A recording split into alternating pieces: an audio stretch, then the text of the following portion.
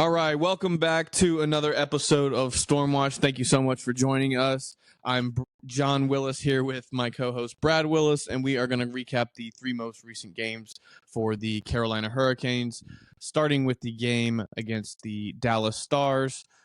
This one was on Tuesday. Pretty good game here by the Hurricanes, but ultimately they did lose 4-2 to the Stars, who are a really good team themselves. Carolina was a dangerous team. They're a really good team. Carolina outshot Dallas 34-23 in this game. Carolina just couldn't really get a lot going when it needed to get going. Dallas was doing a really good job of just forcing the Hurricanes to the outside. Pretty low danger chances throughout most of the game. We did get two of them to go in the back of the net, but the Stars really did shine for Dallas. Rupe Hintz gets the starting scoring in the first period. He's the leading goal scorer, so no surprise there. He's got a nice little move where he kind of fakes a slap shot, opens up Kotkaniemi just a little bit, and then stalls just enough on the wrist shot to slide it through the 5-hole. That happens in the first period. 1-0 Dallas. Then in the second period, pretty much right off the gate, Jordan Staal receives a nice pass in the slot from Seth Jarvis, a little backhand sauce pass, and puts it right in the corner over Ottinger's blocker. Mason Marchment would answer at 5:04 into the period, making it 2-1. He receives a pass from behind the net, and then he blasts it home past Kochetkov. Kochetkov was really sharp in this game. He really just had no chance on any of the goals that did go in. A couple of posts happened for the Dallas Stars as well. There were definitely some defensive lapses by the Hurricanes.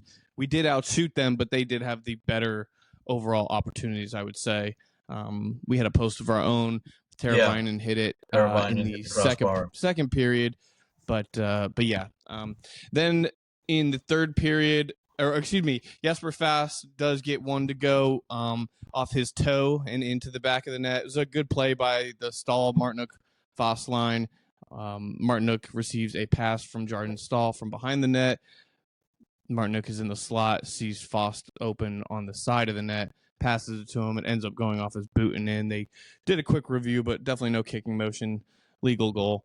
So it's 2-2 going into the third period, and the Hurricanes definitely had the momentum. I'd say they were the better team, particularly in that second period, especially compared to the first. But then in the third period, Jason Robertson, their leading point producer, ends up getting his 18th of the season. This was a pretty bad read by Pesce, in my opinion. He's trying to do the right thing and cover the pass on what he thinks is a 2-on-1. He doesn't realize that Sebastian Aho is pretty much already back, and it's a 2-on-2 more or less. So he allows Robertson to kind of walk into the slot, and Robertson does what he does best and puts it in the back of the net. The Hurricanes try to come back. They pull the goalie, and Matt Duchene from pretty much all the way in his own end just kind of flips one, and it ends up in the back of the net. I don't even know if he was particularly shooting, but anyways, empty net goal. Your final score 4-2 in this one. The Hurricanes played a good game, but kind of similar to the Vancouver game. Dallas is just a big team, right? And they threw their body around a little bit more, in my opinion, and it wore us down. We weren't able to get the goals when we needed the goals. Their sticks were on our sticks right at the critical moment. We had some good passes. We had too many passes, a few too many times in that game, resulting in what could have been a good shot. They try to go for the perfect shot, and they can't. And doesn't ever get to that guy's stick. So Dallas played a really good game, and they're definitely built for the playoffs, in my opinion. They've got some really good players. They've got a lot of good mix of skill, but they can also bruise you. Yanni Hakanpää was noticeable in this game, former Hurricane. He's not. He might even be on their third pairing, but he was delivering some pretty hard hits. Physical guy. Handful against Drury. The Stars were getting away with quite a few penalties in this game, in my opinion, but they, if the refs are going to let them play like that, let them play like that. And the Hurricanes were able to match that intensity throughout the game. It wasn't necessarily an intense game overall, but they definitely showed the bigger, more physical presence in this game as opposed to the Hurricanes. So Any other takeaways on this game? No, it's just shots were 30. Block shots were 30-12 for Dallas. That's all that. So Hurricanes are playing their game. They did look good at times, but Dallas just had the answer. Pretty much all night long. The refs were letting them play. Mm-hmm. Only 2 penalty minutes a team. Mm-hmm. Some notes here about the Stahl line was the only line on the board. That's correct. Yeah, in the first period, the Bunting, Natchez, Drury line was looking pretty good. They definitely were the best line in the first period. In the second period, Stahl line did very well. Obviously, they produced 2 points. One of those was the Jarvis Martinook Stahl line. The other one was the fast Martinook Stahl line. But yeah, it's annoying anytime there's buzz around a player associated with the Hurricanes, and then we don't end up getting that player, and then that player ends up hurting us. Mason Marchment, he was a player I was very interested in. I thought he would be a great addition to our team when he was available from Florida just a couple years ago. Yeah, he's a big body. He's got 17 goals on the season with Dallas. He can still score. I believe he was a really low draft pick, if even a draft pick. But yeah, he's a really good player, and I wish we could have got him. Same thing with Lindholm. We had him. We Lindholm lost him. Scored a couple goals again. Yeah, so the other night. Yeah, there's not a ton of these. Water under the bridge. So yeah, but there's not a ton of these players left, and I when you see a team like Vancouver and you see a team like Dallas, I go, well, we're missing a piece. We can't beat those teams, and it was pretty clear that we were playing our game, at least in the Dallas game, and we got to it at points in Vancouver, but it was too little too late with Vancouver. This game here, they had the lead. We did tie it up at 2, but I don't know. It feels like if anything goes wrong, but it feels like if anything goes wrong with the lineup that we do have, we're kind of doomed. Oh, there's no question in the NHL, there's a very small margin for error. Mm-hmm. Okay, and the details matter because sometimes they lead to a goal, and goals are very important. Yeah, but that's the thing. We are a detail-oriented team. Do we have the players that are going to be able to make up for it when, at a point, the details don't matter when you have a star player that can just fly from one end of the ice to the other. Natchez isn't that guy as much as we want him to be. Right, and so I was going to say that too. He lost the puck twice on the same same shift. He loses it 3 times. He loses it 8 times every game. And even Tripp made a comment about that. He's got to stop throwing the puck away. Drury had a goal taken away, which was a good call. That was the correct call. Yeah, he shoves his pad in. Yeah. Yeah, I don't know. Maybe old school that wouldn't have got called. If the puck is here, if the puck is the microphone, right, and the pad is my leg, and I'm pushing the stick, pushing the puck into the pad, and then am I not playing the puck? You are playing the puck, but if the puck's in his glove and it wasn't in his glove, it was under his leg. What I'm saying is, fair enough. That's a good call. I don't want that call to come back and bite us later. I agree. But any call that we've seen go against us doesn't mean that it's going to not happen the other way. For another team. I would love to look at the stats, but I can't.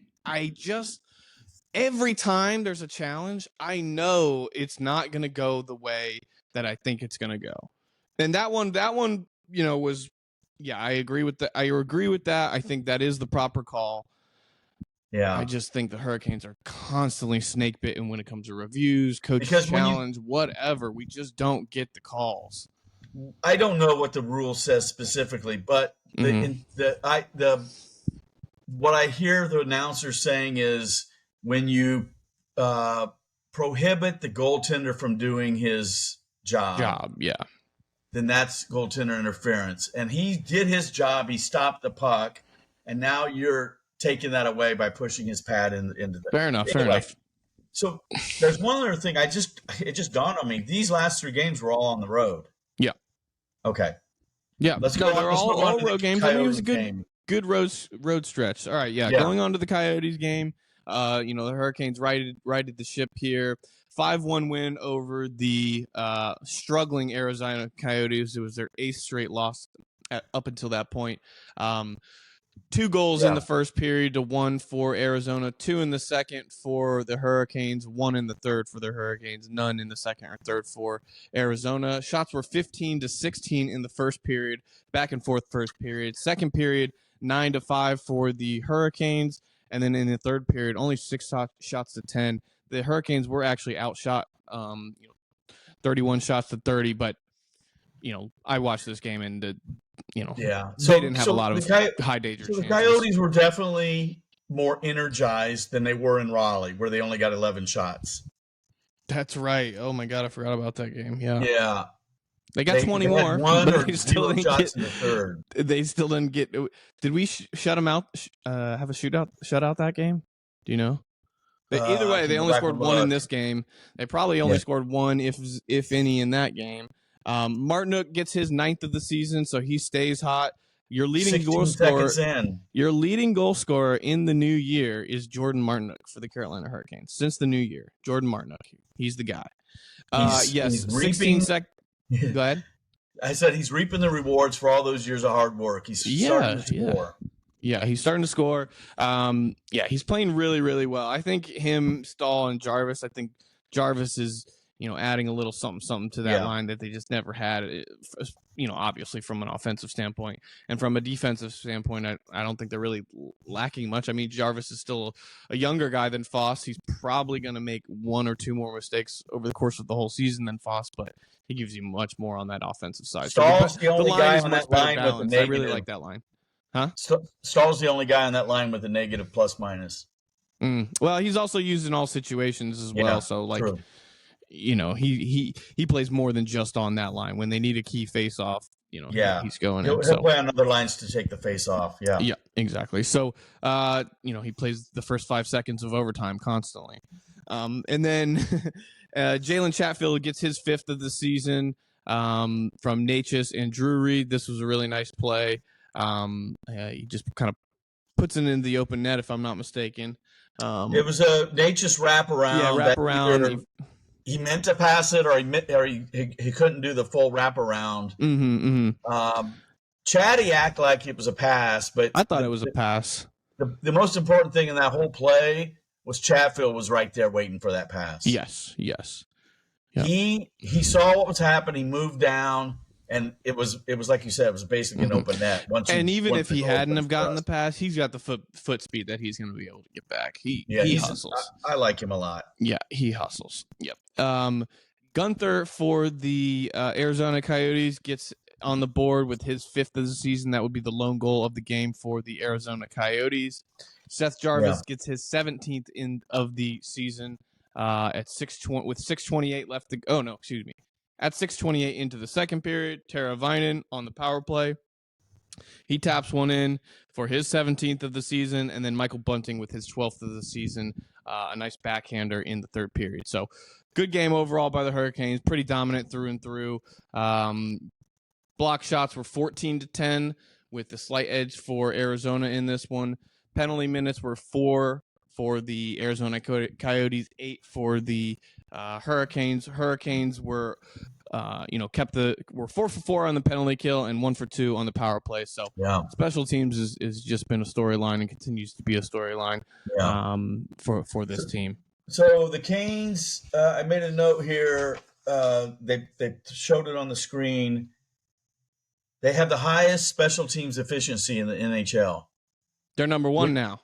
Number 1. And what it is, I never heard this stat before. It's power play percentage and penalty kill percentage combined. Yeah, if you're above 100, that's pretty elite, and I believe we're above 110 right now. Can you 111.8. 111, yeah. I mean, that's fantastic. So overall, the Hurricanes have the best special teams in the National Hockey League right now, which who would have thought that would be the case? I mean, we all knew that the penalty kill was going to be at least top 10. I feel like it's always at least top 10. But yeah, power play has been abysmal these past few years, and finally it's going. And even in the games without Svechnikov, since he came back, the power play really amped up. But even those few games where he's been in and out of the lineup, the second unit is still scoring. So it's really, really encouraging. Yeah, I feel bad for Arizona. They're trying. Mm-hmm. They're trying, but like you said, they were 0 for the last 7 going into the game, and of course we made it 0 for 8. All right, no worries. Let's go on to the third game. 3-1 win for the Carolina Hurricanes over the Vegas Golden Knights. They have swept the series against the Golden Knights. So really good to really encouraging win for the team to beat the defending Stanley Cup champions. They beat them back on December 19th by a final score of 6-3. They halved that this time and got 3 goals, but Vegas only got 1. So really, really good game overall. Svechnikov gets on the board after Marchessault in the first period. So Vegas does get on top first. Marchessault with his 28th of the season. Svechnikov with his 12th of the season from Jarvis and Pesce. Really nice backhander. Gains his own with speed. Realizes he doesn't have enough space to get it to his forehand like he'd like, but really fast little backhander in the top corner. And then Jarvis gets a shorthanded goal to start the scoring in the third period, only 19 seconds in. And then Nason gets another one to kind of ensure the win with about 6 minutes to go in the game. That was a game that kind of epitomized the hustle, because Jarvis's goal was all just work. He had a guy riding him. He had to take it from his backhand to his forehand and went 5-hole. Yeah. In hindsight, it was a beautiful goal, but it was a lot of work to get that goal. And then Nason was very heady. He knocked the puck down below his shoulders, but it was above the crossbar. Yeah. But it went straight down to the ice, and then he tapped it in. Luckily, he was able to get a tap in while it was still on the ice to make sure it was a legal goal, because the initial point of contact was above the crossbar. But it was a nice insurance goal. The Hurricanes really just showed that they wanted it. Vegas does have some injuries. Shea Theodore was out. Jack Eichel was out. So, their best defenseman and their best forward were out of this game. Aiden Hill was really sharp in this game. He's a really good goaltender, but he did still let in 3 goals overall. So, well, the story is Spencer Martin. Yeah, absolutely. Spencer Martin. I shouldn't. The Golden Knights. Vegas. Yeah, he's beaten some of the best teams in the league. I really think that was a, he's 2-0. He's 2-0, and he's got 30 shots. 1 goal and 30 shots. He's got a 1.5 goals against average, I believe. Gave up 2 in Boston and only 1 here, I'm pretty sure. Yeah. Now, also, I want to make a note about the Hurricanes Svechnikov did not get a power play in this game. Huh? Hurricanes did not get a power play in this game. Vegas did not take a penalty this entire game. Oh. Yeah. Yep. The Svechnikov high sticking penalty. Yeah, did you see that? I remember seeing it briefly, but I didn't see what it could have been. Something else. Is got his back to the goalie. He's outside the blue. Aiden Hill takes his stick and pokes him in the back of the knee, knocking him backwards and high sticking the guy defending him. That's right. Yep. That I don't know. That's more than, to me. That's more than a tripping. That's got to be. You think so? An instigator. Come on. That was a bad call. I mean, it's old time hockey right there. Well, I guess. Yeah, you're right. In the modern NHL, that's a penalty for sure. Yeah, you need to go watch it. It was egregious. I just always think of that sketch from the ESPYs where they have Samuel Jackson, and he's the coach for the youth hockey team. And he's dressed up as his character. I'm gonna send you the link. But anyway, he's giving a lesson to the goalie, and he's like, "You're gonna let him stand there and right in front of the net like that?" And he grabs the goalie's stick, and he's like, "You're playing fiddlesticks in between his feet, and he's like tapping on his feet, and he's like, "You give him the Crenshaw special," and he lifts up the stick and bashes him right in the nuts. He's like, "There you go, show him you're a bad motherfucker." Okay. But it's a good sketch. I'll say. So the other thing I was impressed with is, we got off to a rocky road start to the season, right? Oh, we it had was terrible. It was like 12, 14, and something or other. Yeah. We had a losing record. And then we had those two long middle of road December. trips. Yeah. Canada and LA or California, West Coast. Canes are now 8-1-1 in their last 10 road games. That's really good. Well, we don't have any stretches that are quite that long. We just had this 3-game stretch here, 2 and 3. 2 out of 3. I'll take that every 3-game stretch. Yeah. Well, and not only take the 2 out of 3, but the game we lost, we actually played pretty well. We did play pretty good. Yep, we did play pretty good. It could have went either way, but Robertson makes a goal, and then we have to pull our goalie late. So who do we have coming up? We've got let's see. I just had it pulled up here. We've got Chicago. That's an easy W. Florida. That's a tough one. And then Dallas again. Those are our next 3. Those are all 3 home games. So, you'd like to, right now, THG has got us first and second in the power rankings with Florida. So I'd love for us to be able to beat Florida. Florida has only given up 2 goals in the past 8 games or something ridiculous like that. Less than 2 goals or less in the past 8 games, something like that. They right now, to me, they're the favorites. I agree. Yeah. But it's interesting. That's 2 weeks in a row we've been 1-2 with Florida and the Canes. I'm trying to go back to the schedule. I can't seem to go back to it. So anyway, it's Chicago, Florida, Dallas. Those are the next 3. Then we got Buffalo, Minnesota, and Columbus. Pretty favorable schedule. For basically to the end of the month.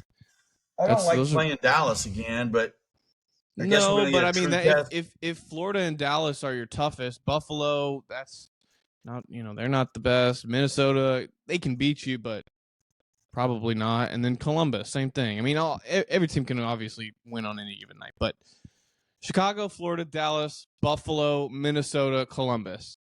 I think that's a pretty easy schedule for the next 6 games. I mean, the tougher games. The tougher games are at home, which is good. Yeah. And then we finish out the month on the road. And then we go into March. Where's the 7-game winning streak? When are we gonna get something like that? I think we had 5 at one point earlier in the season. I think 5 is the most we've gotten. Okay, I think the 7-game winning streak is going to begin on March 17th. I think it's already begun. Yeah, but we're not going to. It's already begun. We're not. If we beat Florida and or Dallas, we're in good shape. Yeah, we can do it. We can do it. Are any of those games back to backs? They are. No, there's Dallas and Buffalo is back to back. Oh yeah. Dallas and Buffalo is back to back, but that's not too bad. So you probably maybe you go back to Martin against Dallas again. Or no, he played Vegas, but maybe you go back to Martin against Dallas, the tougher opponent, like Kochetkov, get the one on the road. Who knows when Anderson's coming back? I mean, he's skating with the team. I would imagine he might, one of these next 6 games, he might be able to get one of them. Yeah, you know what would be good is maybe put him in for either Buffalo or Columbus if he's ready. If he's ready, yeah. I don't know. Maybe give him a home game. I don't know. Yeah, we'll see when he's ready. You're right. Okay. Yeah, I think the Hurricanes don't have a goaltending problem right now. No. Well, you know what's going to happen, John, is they're going to have Anderson comes back, Ronta comes back, Kochetkov's playing great, or recently. We're gonna have to put Martin on waivers. Yeah, now we got too many goalies. Yeah, but maybe it's trade bait somewhere along the line. That's and fine. I got to be honest with you. If it comes to someone wanting a goalie, I guess I'm not too concerned about letting Anderson be that bait. The problem is the blood clotting issue may scare some teams away. We don't have any bait right now. That's a big issue. Anderson's not bait. Ronta's not bait. Martin's not bait. We're not giving up Kochetkov. We're not giving up Kochetkov. Kotkaniemi's not bait. Natchez maybe. Natchez is bait. Natchez is bait. But Natchez is bait, but you don't go get someone like an Adam Henrique for Natchez. You know what I mean? You need you put Natchez as part of a package to get a really, really elite player. If you're not getting a really elite player back, then I'm saying just let him go in the offseason if you have to. I'm not. He's a roster player. You have to replace him with an more elite roster player, not just a somewhat better roster player. And Kotkaniemi's, he's got to go, man. It's time for us to get better at that position. And what do you think has happened with him? He started off the season so hot. I don't know what it is. I genuinely don't know. We were all hoping to see progression from him, and we thought at the beginning of the season it was looking like that was going to happen. Jarvis has progressed. Jarvis is looking like a solid Hurricane, hopefully for the rest of his career. He's figured out that the system that we play, and he plays it pretty damn well on both sides of the puck. So Kotkaniemi is a bigger, stronger person. You would think he would be able to muster at least half of what Jarvis has got going on. He's got the same frame as a Svechnikov. He can deliver hits like Svechnikov. I've seen him do it. He can shoot the puck almost as well as Svechnikov. He's got a hard-ass shot. He's either got the yips or he just sees it just slightly too slow. The game slightly too slow. I don't know what it is, but it's been a long enough sample size that you think. Yeah, no, he's far enough in his career. Yeah. That he either is taking the next level or he's not. And it looked like he was going to at the beginning of the season. Now I'm starting to realize that the beginning of the season might have been the lucky part rather than he's in an unlucky streak right now. I think, no, this is probably about where he's at. He's maybe a 15-goal, 15-assist guy. I know he had better stats than that in the past 2 seasons, so it's just frustrating. I don't know. He's not. He's like a -9 in his past 20 games. He's not playing well. Okay. Drury is a much better player overall. Jarvis is a much better player overall. Nason right now is a much better player overall. Okay, so John, I'm looking at the roster on Hurricanes.com. Mm-hmm. We have 6 centers listed,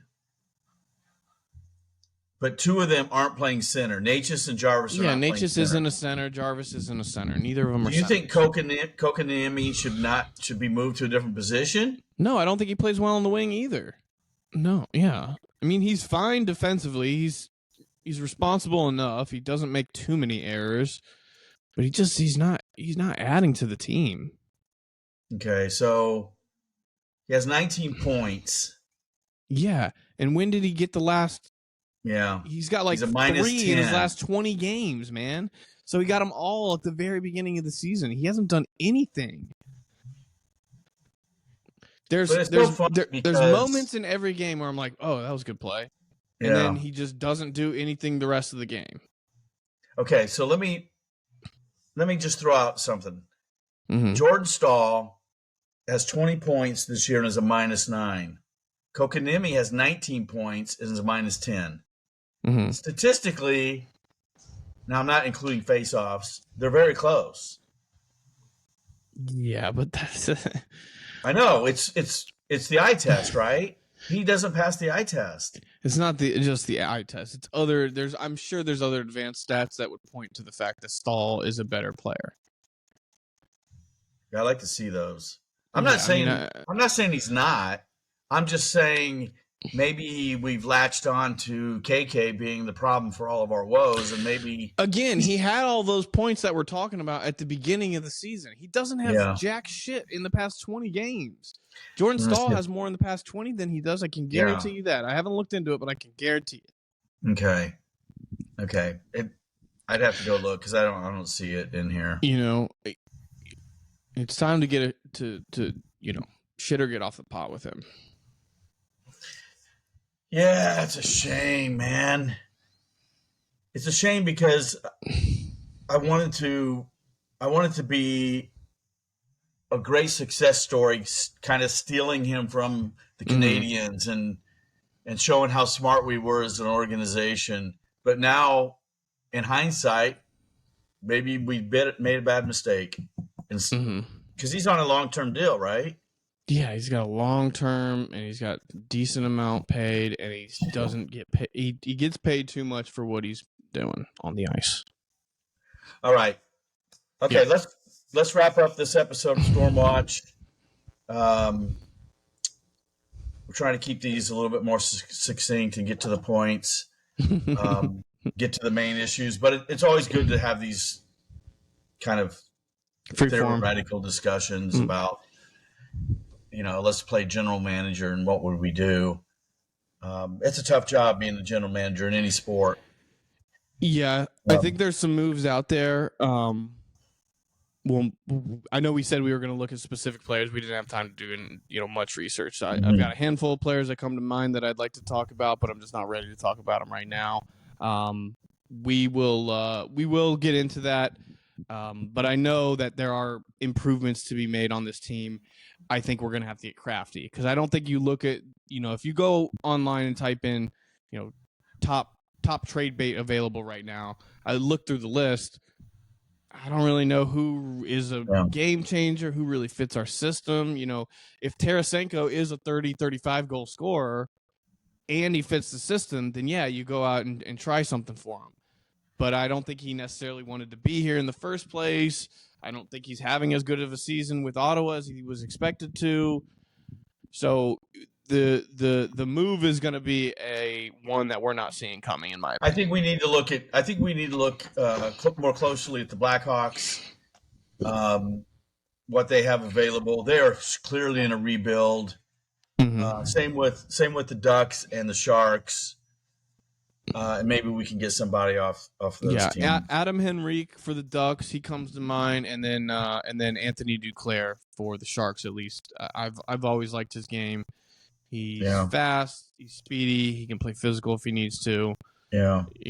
I think I'd like to see what he can do on this team. But yeah, we'll look into it a little bit more. Thank you so much for watching. Please like, share, subscribe, all that stuff. Did you have any other thoughts before we kind of wrap this thing up? No. I just feel pretty good. I feel a lot better about our goaltending at this point. At this point, I feel a lot better. Canes are rolling right now. The Canes are rolling right now. They are a good team. We're gonna make a push for the top of the division. I believe the Rangers came back and won their game tonight. We were recording during the middle of it here, but the outdoor game versus the Islanders, I just looked at the stats and it looks like they got the win after all. And I think they were down 4 minutes to go. So what about the Islanders? Who's on that team? Because they're not going to make the playoffs. Brock Nelson. I don't know what they're. That's the thing. It's like they're not giving up. They're not in a rebuild, but they're not in a position where they're going to give up any of their top guys because they're right at the cusp. They think that they're going to be able to make the playoffs, and if they make it this year, maybe not, but they think that they're going to be able to make it next year. I don't think that they're in any sort of like rebuild. Not that you need a team that's in a rebuild, but there's not a lot out there. And so what I'm saying is the move is going to be, an unforeseen one. Like, I don't think we're going after Gensel. I don't think we're going to do a move for, Middlestat. Maybe. You don't like Middlestat? No, I like his game. I mean, I don't know where he's at defensively. That's the thing with any and all of these forwards. I'm not trying to pick up another Max Domi. I don't think Don wants another Max Domi. Now, if a guy like Anthony Duclair is available for the right price, maybe sure. You see what he can do. Maybe he can add some offense. But really, you kind of need to replace some people on this team, in my opinion. There's guys who Kotkaniemi not really adding much to the team. So if you can get a guy like a Lindholm, which would have been an ideal situation, and put him there, then I understand, but you know that there's a great move that can be made, and we're just not willing to overpay and make it. Vancouver was not thought to at the beginning of the season. Vancouver did not think that they were going to be in the positions that they're in. No. Now that they're in that position, the GM realizes we got to strike while the iron's hot. Let's go make a freaking move and go get this guy. Now they had an asset in a Kuzmenko who they were willing to give up to do that. I don't see why Kuzmenko and Natchez aren't really very similar players. I think you definitely could have put Natchez and a second round, 2 second rounders together to go get Lindholm. Now, does he want to come here again and re-sign here? That's another right, and that's what I was going to say. Lindholm has the experience that he may have a no trade to certain teams. And most guys who are worth anything do have some sort of modified no trade or a no trade clause where they've got to lift it. Yeah. I think the goaltending situation has been figured out. I don't think we need to do anything there. So that's really good. That means that you can focus on other things. I don't think it's defense. We've got enough guys signed through this year that we're going to be fine. The defense becomes an interesting point of conversation as it relates to this from a movement standpoint. Because we have so many players we need to re-sign, Brent Burns, Brett Pesce, Brady Shea, all 3 of those guys their contract is up at the end of this year. Dmitry Orlov only has 1 year after that. Chatfield, I don't know. I think he's only on a fairly short term as well. Slavin's locked in, but that I just listed off 4 of our top 6 guys, and they're all on deals that are close, ending or close to ending. Well, what's scary about it is a lot of those guys you mentioned are defensemen. Yeah, so what happens? Do you use one of them to go get you that offensive piece and then hope you get, something back in the deal? Because we're not going to trade away a defenseman and get a forward of equal value unless we're also going to be getting a defenseman back for some more draft picks on top. We can't.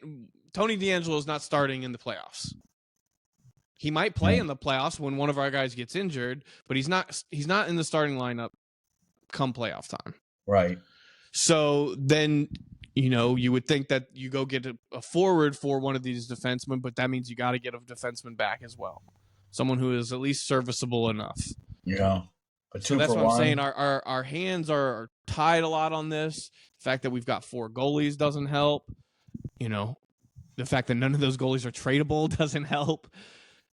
Yeah, it's a tough situation. So that's why I'm saying, we can look into it and pose some hypotheticals, but I think this is going to be a more creative move than we can see coming. I think. Well, 2 of those goalies are tradable. 2. You can put them but in you a don't place. Want to trade you can them. put them in a package, but no one wants those goalies. No one wants our 3 goalies other than Kochetkov. No one wants them. You'll take them. You don't think Ronta has a value being as backup goalie for someone? No. No? No. Okay. I think this season has proven that he's probably on his way out of the NHL. I love the guy, but I think give me any backup on any other team and put him in, and I would say I probably have just as much confidence in him as Ronta. At this point, Martin's above Ronta on the. So, it's Kochetkov. We'll see where Anderson's at, Martin, and then Ronta, in my opinion. So if he's our 4th goalie, why would any team want our 4th goalie? Okay. All right. Especially with how injury prone he is. Well, right. Yeah, they're all made, him and Anderson are made of paper mache. They're not there's no value there for a team. There's way too much risk for how little value you're adding to a team with getting a Ronta. Maybe Anderson's looked at in a different way, but I don't know. Probably not because of his blood clotting thing. How many games is he going to play when he does come back for us? Is he going to get dinged in the head again and then be out for another 4 months? What's going to happen there? We don't know. Yeah, it's a lot. There's a lot to iron out. So I think you got to kind of ride out all 4 until you know what's happening, And even then, you don't fully ever know what's going to happen with Anderson and Raanta. I wonder if all the things you brought up and all the players that need to be taken care of in the upcoming season on defense doesn't lead management to say, this is it. We need to do it this year or we're not going to be able to do it. That's kind of where I'm at. And that's why I'm thinking there might be a pretty big move that's in the works that, it's just got too many pieces and too many big pieces that we're never going to see it coming. That being said, that doesn't seem like what we do as a team from a management perspective, roster management perspective. It doesn't seem like us, but crazier things have happened. Where's the Doug Waite? Where's that guy who's available? Is Boone Jenner a guy we can, veteran guy, kind of bring over to our side? How does Boone Jenner is not Doug Waite. I know he's not Doug Waite, but he's not. but he's he's a leadership player who plays both sides of the puck very well. He scores goals. He's not. He's not far from late career Doug Waite when we got him. Yeah. So let's talk about let's do some homework and let's talk about it next time. Okay. All right. Sounds good. That'll be our talking points for next time, as well as, of course, recapping the games. Thank you so much for watching again. We're signing off. Bye-bye.